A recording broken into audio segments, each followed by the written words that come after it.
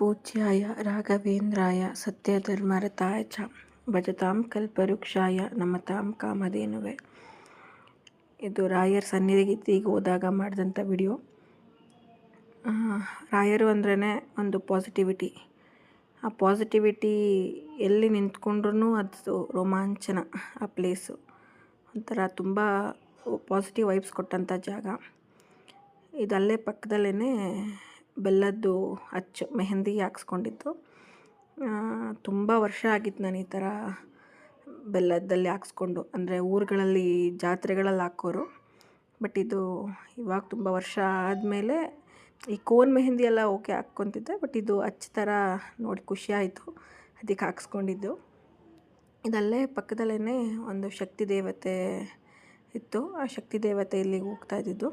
ಆ ಶಕ್ತಿ ದೇವತೆ ಏನಂತಂದರೆ, ಇದು ಅಲ್ಲಿ ಶಕ್ತಿ ದೇವತೆ ಸನ್ನಿಧಿಯಲ್ಲಿ ಹೋಗ್ತಾ ಇದ್ದಿದ್ದು. ಅದಾದಮೇಲೆ ಇದು ರಾಘವೇಂದ್ರ ಅವ್ರದ್ದು ಮೂಲ ಸ್ಥಾನ ಅಂತ ಹೇಳ್ತಾರೆ. ಅಲ್ಲಿ ರಾಘವೇಂದ್ರ ಸ್ವಾಮಿ ಅವರು ಧ್ಯಾನಕ್ಕೆ ಕೂತ್ಕೊತಾ ಇದ್ದಂತೆ ಆ ಪ್ಲೇಸು. ಅದಾದಮೇಲೆ ಇದು ಎಲ್ಲೆಲ್ಲಿ ನೋಡಿದ್ರೂ ಬೆಟ್ಟಗಳು ಜಾಸ್ತಿ, ಕಲ್ಲು ಬಂಡೆಗಳು. ಆ ಬಿಸಿಲು ಅದಕ್ಕೂ ಹೆವಿ ಬಿಸಿಲು, ಬಟ್ ಆದ್ರೂ ಎಕ್ಸ್ಪೀರಿಯನ್ಸ್ ಒಂಥರ ಚೆನ್ನಾಗಿತ್ತು.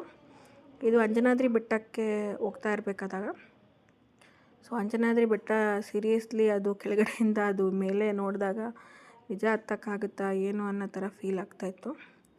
ಬಟ್ ಆದರೂ ಅಲ್ಲಿ ಸುತ್ತಮುತ್ತ ಬೇರೆಯವ್ರು ಹತ್ತೋದು ನೋಡ್ತಾ ಇದ್ದಾಗ ಅವ್ರು ಹೇಳ್ತಿದ್ದ ರೀತಿ ಜೈ ರಾಘವೇಂದ್ರ, ಜೈ ಹನುಮಾನ್, ಜೈ ಹನುಮಾನ್, ಜೈ ಶ್ರೀರಾಮ್ ಅನ್ನೋದೆಲ್ಲ ಹೇಳ್ತಾಯಿದ್ರೆ ಓಕೆ ಆಗುತ್ತೆ ಅನ್ನೋ ಥರ ಫೀಲ್ ಬರ್ತಾಯಿತ್ತು.